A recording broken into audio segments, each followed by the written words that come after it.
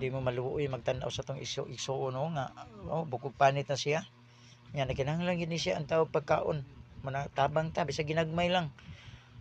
Importante makahatag ta bisan pamprutas lang, saging, itlog, mao man ginayang kuan, sayuti, carrots. Mo na pinaka-importante nga makashare ta sa uban. Kay mokaon gitaon siya. Nya napoy gatas nga gamay, sagol. Manano nga nanatay kwarta sa balay, kinahanglan mo share ta kay para na lang nga makatabang sa taong si kataw. Sahi ra kung mahitabo sa tuang pamilya. Manano nga pasalamat ta sa Ginoo. Ani dako na tong pasalamat nga natay mga panalangin, mo share po ta sa uban. Manano nga makahatag ta bisan ginagmay lang, importante nga makakaon si Dong Marjon. Malipay si Dong Marjon makakaon na siya. Manano salamat sa Ginoo, labi na ni ate. Wala gani siya tarong tuwog po niyang inahan nga pag-atiman sa iyang anak. Manano wa na siya tuwog magbantay na siya sa anak. Salamat kaayo sa Ginoo. Dalaygon kay ang buhi nga Dios.